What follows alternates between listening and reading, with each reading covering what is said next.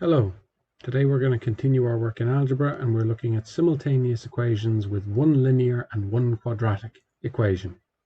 Now in this particular case I have given quadratics like y is equal to x squared plus 3x plus 2. You could also get something that had both x and y squared. Those would be the equations of circles or ellipses, which we'll deal with later on in the course. But it doesn't matter. If we have a quadratic involved in simultaneous equations, there is always one method we use, and that is substitution.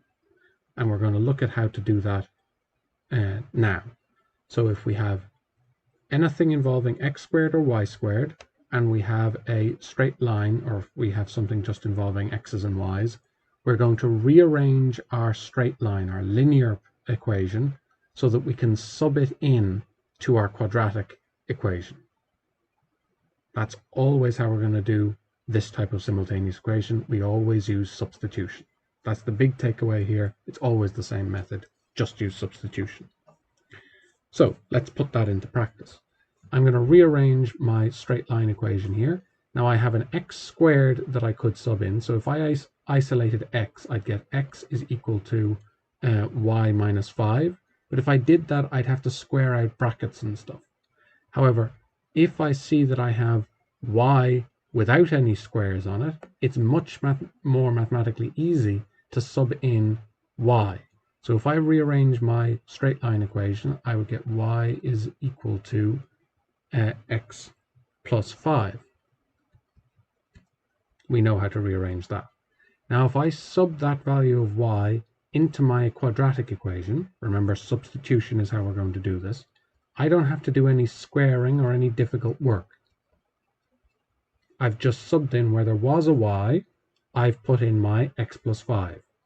My substitution is done. I don't have to do any fancy squaring out of brackets or anything like that. Now you could absolutely sub in your value of x in here and your value of x in here, and you'll get the correct answer. It's just mathematically easier, and if we can make things easier for ourselves, we should, because it makes it less likely we'll make a mistake. Now, once our substitution is done, we're just solving a quadratic, and we can do that in our sleep. So let's rearrange this. If I have a quadratic, I know that I'm going to get everything equal to 0. So I end up with x squared plus 2x minus 3 is equal to 0. I could use the minus b formula, or I could factorize it. In either case, I will end up with x is equal to, so you can factorize it normally, or you could use the minus b formula, and you will end up with x is equal to minus 3, and x is equal to 1. Now this is a normal simultaneous equation. I have values for x, I need to find values for y. Or rather, it would be a normal simultaneous equation to find a value for x and then find a value for y. We can see here that we've actually got two values for x because this is a quadratic. So this is a smiley face type curve. This is a straight line. The straight line goes through the curve, and we have 2 points of intersection. We have 2 crossing points. This is what we would expect, I suppose. So now I'm going to go back to my original equation, just like I would with a normal simultaneous equation that I've been doing for years, and I sub in, and I'm looking for a value for y. And I'll get y is equal to 2. So one of my points of intersection, one of my results is minus 3, 2. And for x is 2, I'm again subbing into my equation, and I will get y is equal to, I'll write that bit in. I will get 1 minus y is equal to minus 5. Rearranging that, I will get y is equal to 6. So I'll get 1, 6 is my other point of contact. So I have one point of contact and a second point of contact. Now I want to show you that graphically. I want to show you this question in graph form. So I'm going to open up GeoGebra. The brightness of the screen is about to change significantly. So this is my quadratic, x squared plus 3x plus 2. And this is my straight line, the top equation here. The blue line going across here is my x minus y is equal to minus 5. And I can see that I have a point of intersection at x is minus 3, y is 2. And at x is 1, y is 6, which is what I found when I did my algebra. So you can see we're still finding the intersection of lines. And again, the only thing we're ever going to do with this type of simultaneous equation where we have anything squared involved is substitution.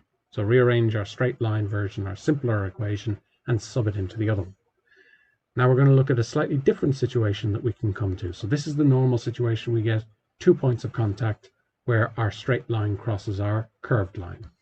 We can also get a situation where our quadratic, or our circle or ellipse, depending on the question, can have a line that is just slicing past it, where it only just touches the curve,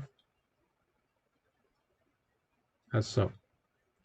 In that situation, we would say we had a tangent. Now, if something only just touches, it means that it only touches at one point. So what am I expecting going in here if I'm saying that this is going to be a tangent?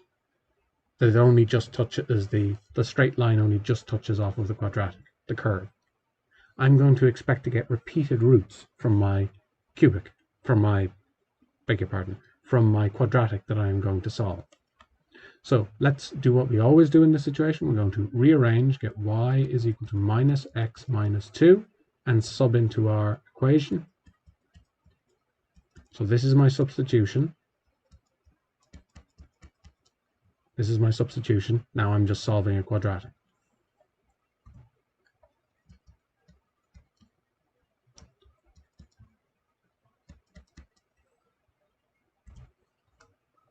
X squared plus 4x plus 4 is equal to 0. What do I immediately spot?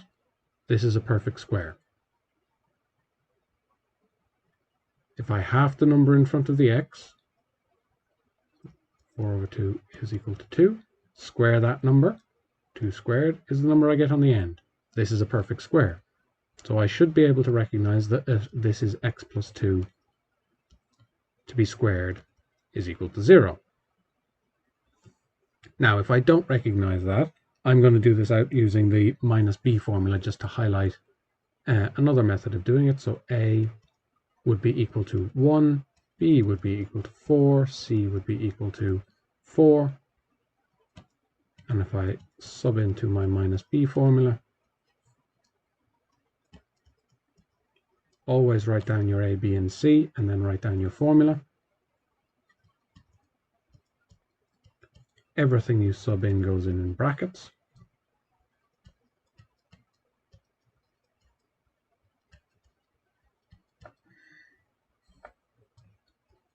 And we get 2 on 1. X is equal to minus 4 plus or minus 16 minus 16. And where have we seen that before? We have our situation where the bit underneath the square root ends up being equal to 0. Our discriminant ends up being equal to 0. What does that tell us? That we've got a repeated root. So we have a solution where we only get one solution for x. There's only one point of contact for x. What does that look like in practice? The brightness of the screen is going to change significantly again. So if I turn that line off, this is my second line down, and here is the one that I was just looking at. X plus y is equal to minus 2 is what I was just solving for. And you can see that my red line just touches off of the quadratic curve that I am dealing with. So it only just grazes the curve. It just touches at the point x is minus 2. So that's the situation in that I've got. But I'm not quite finished yet because I have a value of x, but I don't have a value of y. So to complete the situation, I have to go x plus y is equal to minus 2. I have minus 2 plus y is equal to minus 2. Y is equal to 0. So my point of contact is going to be at minus 2, 0. Very important that we get our value of y. So last thing we're going to talk about is where we have two lines that just don't cross each other. So if I have my quadratic and the straight line is somewhere all the way out here, they don't cross each other, what is that going to look like? Well, we have a quadratic and we have a straight line, so I know I'm just going to do substitution. Always the same. Rearranging my straight line, I'll get y is equal to x minus 1. And then I do my substitution. So where there was a y, I'm going to put x minus 1.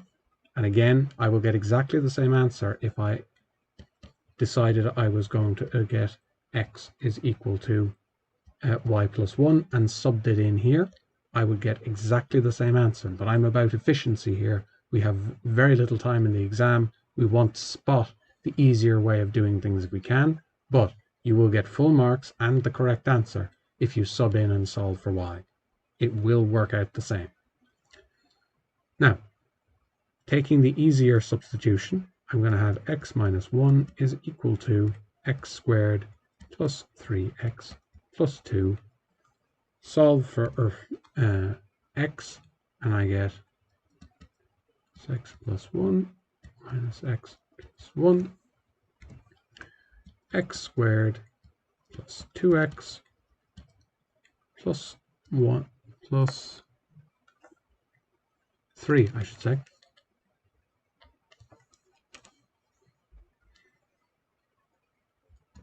Is equal to 0. I can't see any obvious factors, so I'm going to try my minus b formula.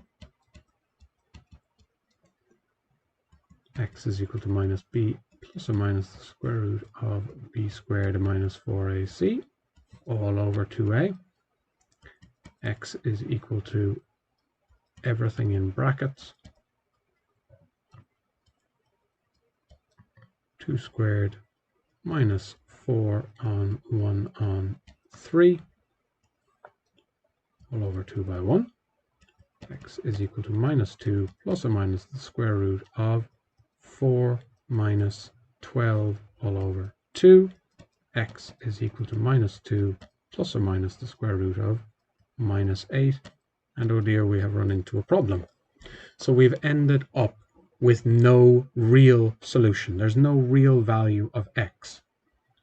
So this would be again, a complex root to this equation, or we would say that there were no real solutions. There's no real number solutions for x.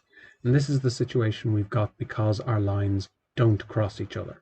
The brightness of the screen is going to change again. So here is the line that I drawn. The green line in here is the line that we were looking for the intersection between our curve and our green line. And we can see that they don't cross each other at any point. So it makes sense that there isn't a solution to that. There is no x and y for where our green line crosses our curve. So we can see that in the different situations that we can get. And in this case, I've used a quadratic curve. You could have gotten, again, something with y squared and x squared, in which case you're just going to do your substitution in exactly the same way. You'll just have to square out some brackets, which we all know how to do. So these are the different styles of things that we can deal with when we are asked about simultaneous equations with one linear and one quadratic.